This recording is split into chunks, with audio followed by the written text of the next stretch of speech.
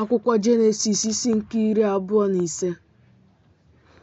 Ebraham wee lụrụ nwunye ọzọ nke aha ya bụ Ketura. Ọ mụọra ya Zimram na Jokshan na Midian na Ishbak na Shua. Jokshan mụrụ Sheba na Dedan. Ụmụ Dedan wee bụrụ Ashurim na Letushim na Leumim. Ụmụ ndị ikom Midian, Efa na Ifia na Hanok na Abida na Elda. Ndị a niile bụ ụmụ Ketura.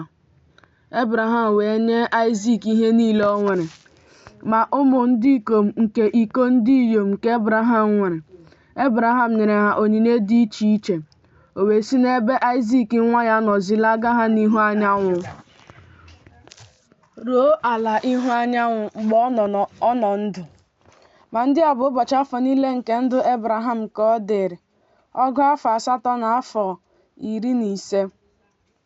Ebraham wee kubie ume, nwụọ n'ezi isi awọ, bụrụ agadi, ndụ ya jukwara ya afọ.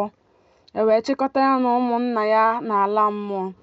Aịzik na Ishmel bụ ụmụ ya wee lie ya n'ọgba Makpela n'ọhịa Efrọn nwa Zoha onye Het nke dị n'ihu Mamre, bụ ọhịa nke Ebraham zụtara n'aka ụmụ Het.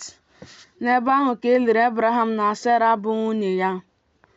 O ruo mgbe ọnwụ Ebraham gasịrị, na Chineke gọziri Aịzik nwa ya, Aịzik wee biri n'akụkụ Bịa-lahai-roi.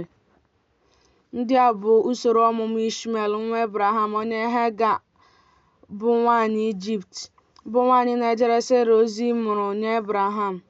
Ndị a bụkwa aha ụmụ ndị ikom Ishmel na aha ha, dịka usoro ọmụmụ ha si dị.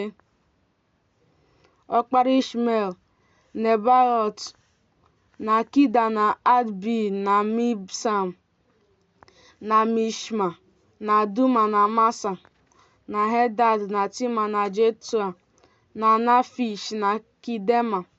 Ndị a bụ ụmụ ndị ikom Ishmel, dịka ndị a bụkwa aha ha n'obodo nta niile ha na n'ebe ụlọ ikwu niile ha, ndị isi 12 dịka mba niile si dị.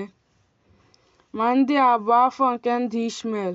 Ọ gafee 67, o wee kubie ume nwụọ. E wee chịkọta ya na ụmụnna ya n'ala mmụọ. Ha wee biri site na Havila ruo Shua nke dị n'ihu Ijipt, mgbe ị na-eje Asiria, n'ihu ụmụnne ya niile ka ọ dara ada. Ndị a bụ usoro ọmụmụ Aịzik nwa Ebraham. Ebraham mụrụ Aịzik. Aịzik gbara 2 mgbe ọ lụtara Rebeka na nwunye, bụ nwaanyị Betuel onye Siria nke Padan-Aram, nwanne nwaanyị Leban onye Siria. Aịzik wee rịọ Jehova arịrịọ n'ihi nwunye ya, n'ihi na nwaanyị aga ka ọ bụ. Jehova wee kwee ka ọ rịọta ihe ọ rịọrọ. Rebeka bụ nwunye ya wee tụrụ ime. Ụmụ ya wee gbaa mgba n'ime afọ ya.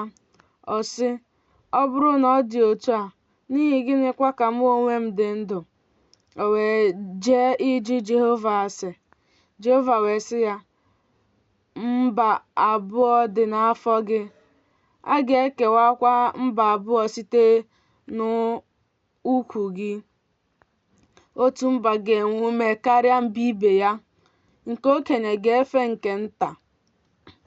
Ụbọchị ya wee zuo ịmụ nwa, ma lee, ụmụ abụọ dị n'afọ ya. Nke mbụ wee pụta na-acha ọbara ọbara, ahụ ya niile dị ka uwe ajị. Ha wee kpọọ aha ya Ịsọ. Emesịa, nwanne ya nwoke pụtakwara, aka ya na-ejide ikiri ụkwụ Ịsọ. E wee kpọọ aha ya Jekọb. Aịzik gbara 3 mgbe Rebeka mụrụ ha. Ụmụ okoro ahụ wee too eto. Ịsọ wee bụrụ nwoke maara ịchụ nta, onye ọhịa, ma Jekọb bụ nwoke zuru oke, na-ebi n'ụlọ ikwu.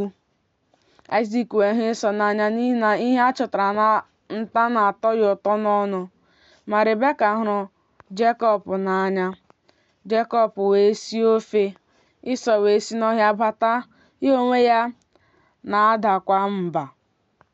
Ịsọ wee sị Jekọb, "Biko, kwee ka m loda ụfọdụ n'ime ihe a na-acha ọbara ọbara, n'ihi na adawo m mba." N'ihi nke a ka a kpọrọ aha ya Edọm. Jekọb wee sị, "Buru ụzọ rebe m ọnọdụ ọkpara gị." Ịsọ wee sị, "Lee, mụ onwe m gaje ịnwụ anwụ. Ọ ga-abakwara m uru gịnị bụ ọnọdụ ọkpara?"